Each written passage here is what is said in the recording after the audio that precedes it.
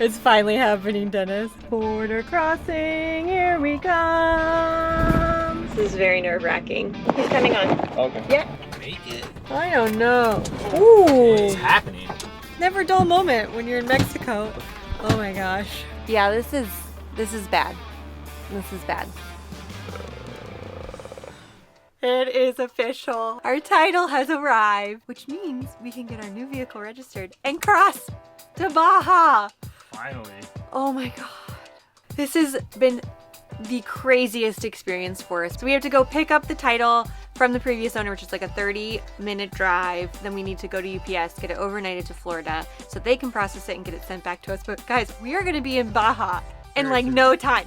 We could be there by the end of the week. We do have a lot to prepare for though. Dennis is finishing up on a few projects outside, and I am tasked with reorganizing our pantry. One thing we always do before we RV Mexico, whether it be for a month or several months like this long extended trip, is we stock up on all of our favorite home and food products. Mexico will have popular brands and stores that you're familiar with, so if you normally buy generic products from like Costco or Walmart's or other grocery stores, you should have no problem. But we're really picky about our ingredients, and we choose to shop with more health-focused brands that can be really hard to find in the US, let alone impossible to find in Mexico. I have about 3 months of my favorite hazelnut milk that I use in my morning lattes. We also loaded up on toiletries and vitamins. If you have sensitivities to anything with like fragrances or dyes, I highly recommend getting laundry soap because it can be really, really hard to find something that's fragrance and dye free. We have at least one backup of every single product in our pantry. And for our super hard to find stuff, I got a lot. Avocado oil can be really hard to find there. We do have olive oils and tons of like canola and all the other stuff, but if you're like us and you like to cook with avocado oil, stock up. You want to make sure you have all of the projects done on your RV before you go to Mexico. It can be really expensive to get parts imported, and it's really hard and rare to find the things you need. So we highly recommend making sure everything is right and tight in your RV. Dennis has been finishing all of the projects, but randomly the other day, our awning just wouldn't go out. So rather than adding to Dennis's to-do list, we called Luis back. If you saw our San Diego video, he helped us with an electrical problem. We had a short in our bathroom. So I have a feeling he will help us figure out what's going on. I'm just see the sparks right there, and I said maybe that's the problem. Oh yeah, maybe. So the whole ground is bad. Well, it's not anymore. It was just loose. Yeah. But that's dangerous because as you're driving, that wire's shaking and sparks are flying, and then next thing you know, crispy cats. He's amazing. Like 30 minutes and he already figured out what's going on. We've been so fixated on getting the title for Dita that we totally didn't think about the license plate. We grabbed the license plate from our old RV when we sold it, but then we put it in the new RV and we don't know where. Like, we have no idea where the license plate is.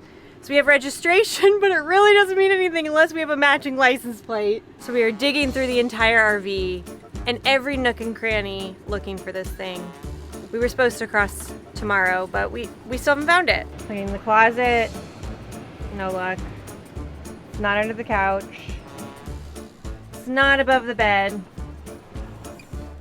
Dennis is checking every nook and cranny. Problem with a lot of storage space is you also have a lot of places to lose things. We have checked every cubby. You know what I think about this right now? I feel that way too, though, honestly, really. I have a feeling it's in the bay, in one of the random boxes. And it got thrown in there during a project move and it fell to the bottom or something like that. Any luck? Negative. I don't know how the heck we threw away our tag, but it happened. It's nowhere to be found. So now we gotta order one, which is cheap enough, we found out by the way, and it'll happen pretty expediently. But now we can't leave till probably Tuesday next week. Just gonna hang out in San Diego for a few more days and yeah, and enjoy ourselves and wait for the tag to get here because there's nothing else we can do. Nope.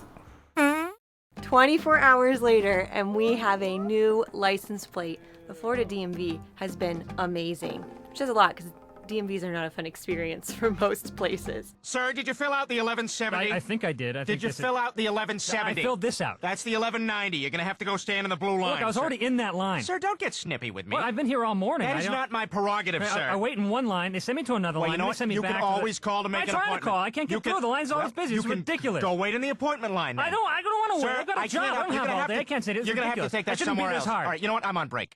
Give us a thumbs up if you like the DMV. We are now officially legal to be on the road. We do have a few more things we have to get done before we can cross, including purchasing our required Mexican liability insurance. US and Canadian insurance providers do not offer proper coverage for your vehicle while driving in Mexico.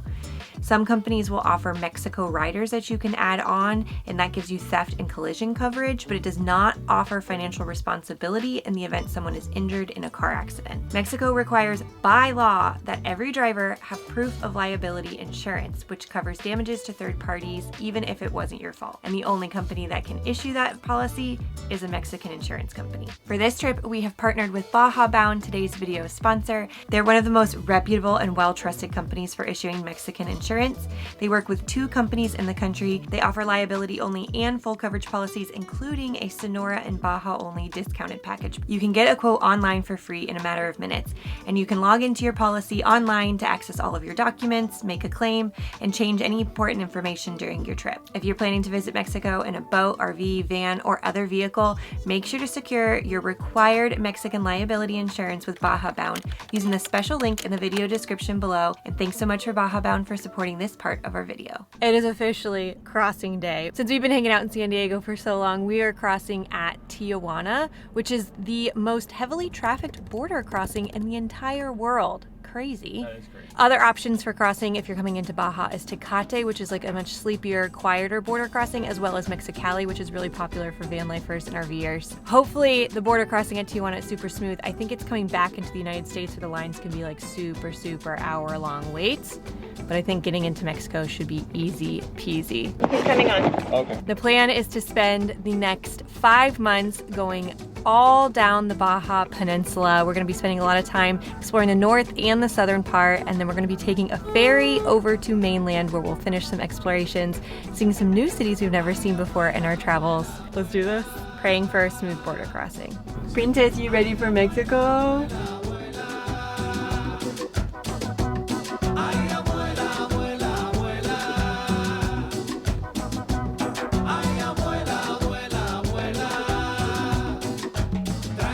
Border crossing, here we come. All of the cars are just pretty much passing through, but he told us to go to the right where all of the buses are. This is very nerve-wracking. I hate border crossings, dude. Checking our registration and our passport. Stomach is in knots. So like official and intrusive. Yeah. He's coming on. Okay. Yep.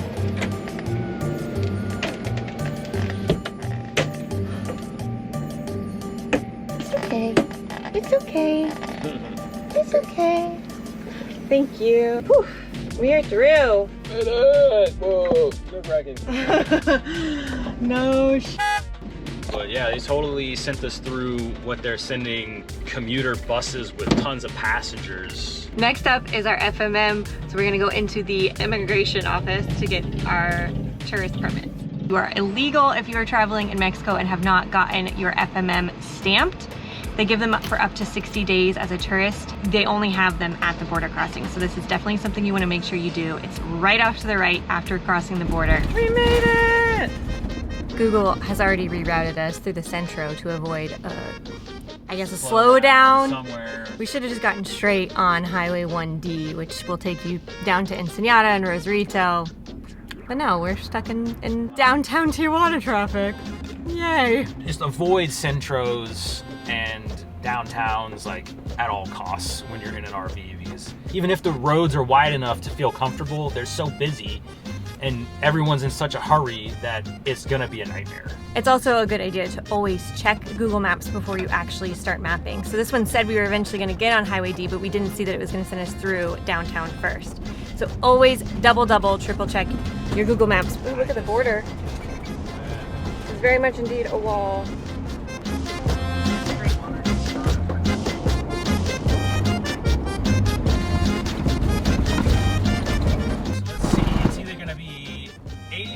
Or 40. Hola. Buenas. Buenas. ¿Cuántos? 84 pesos. Gracias. Hasta luego. First toll, and we got charged the camion price, which is larger than a car, not quite a bus. Make sure to keep your toll receipts because there is something called the Green Angels that will give you assistance if you are on any of the toll roads and break down or you need help. You can call the number on the back of your toll receipt and they can come help you. So it's really important to prove that you paid your cuota, which is the toll, and also tolls are cash or pesos only, so it's important to have pesos before crossing the border. If all of this information is so much, make sure to check out our RVing to Mexico guide that we have. It's over 70 pages and it gives you absolutely everything you need to know about RVing to Mexico or coming here in a van. Things like a border crossing checklist, what to bring with you, how to prepare, because there's also different things that you need if you're going to mainland Mexico versus crossing into Baja. And we explain all of the differences and things like that in our guides. I feel so much calmer now that we're out of the centro. Yeah, I'm not gonna lie, I do feel a lot better now that we're not in the border and downtown. Oh my gosh, I'm so excited. The road is super nice, super smooth, just as good as any American highway. Look at that bump. The second you get off the highway. Yeah.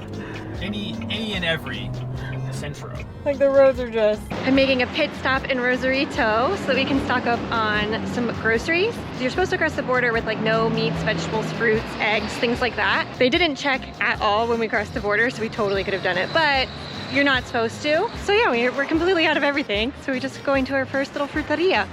There are big grocery stores that you can stock up on, but I like coming to these local spots because you're getting fresher produce. It's often much cheaper.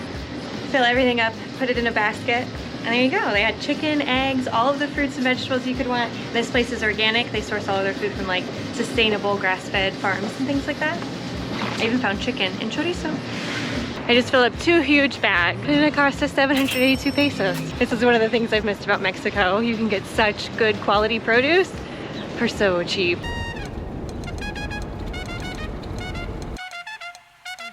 Always hustling.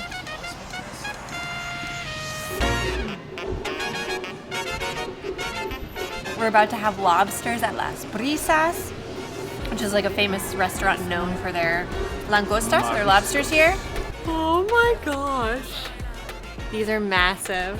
I can't wait. This looks so amazing. These are caught fresh, just off the coast here.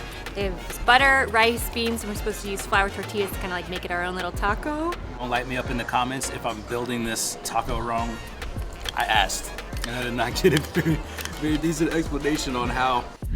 Honestly, I'm not a lobster fan, but that's pretty banging. Fantastic meal all around. Highly recommend stopping there if you're looking for some mariscos after crossing the border. But now we are going to make the 43-minute drive to our final destination, which is El Valle RV Park in Valle de Guadalupe.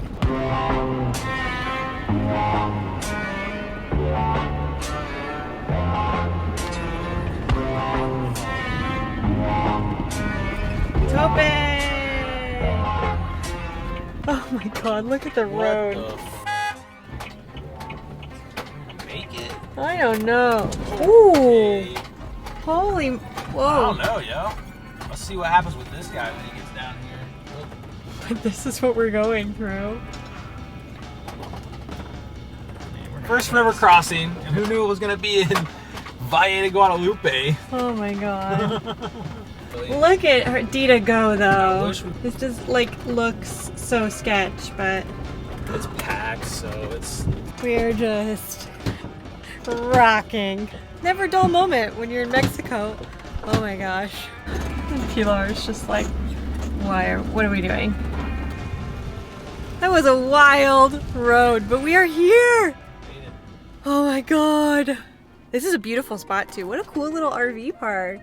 The campground we're staying at is El Valle RV Park. It's right in the heart of Valle de Guadalupe.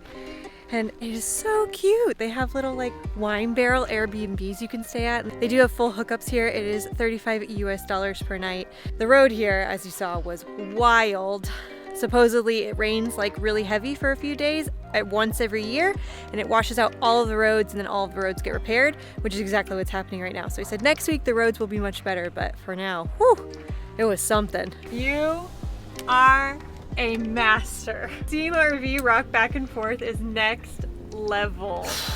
Yeah, I'm so glad that we got a 3-inch lift kit and Fox off-road shocks all the way around because it is making wild road conditions so much more pleasant. Potholes, topes especially, like so much better. We're gonna leave you with this. It has been a wild day. It is exhausting crossing the border. It's just like mentally tolling, and you're in a new country. It's just a lot. And we are ready to take in this beautiful sunset and these views and start wine tasting with you. Next week, we're gonna be taking you out throughout Valle de Guadalupe. So this is your little reminder. Subscribe if you haven't already. Hasta pronto. Did you see me get pelted by the dog? No, I didn't. What happened? There was like 4 dogs and one of them came on top and like started humping my leg. I look like I'm like a little English lady with my shirt sticking out like that. The other one was I know, I had actually the other really one. easy. I had the other one E66 memorized. PDH. HZLB. HZLB something. Anyway. 865, I think. Well, we clearly don't have it memorized. Nope, not anymore. Oh well, we got a new one to memorize. Yeah. We got it. The magic title. This is everything. Now we can cross the border to Mexico. Beep, beep, I'm so happy. Beep beep.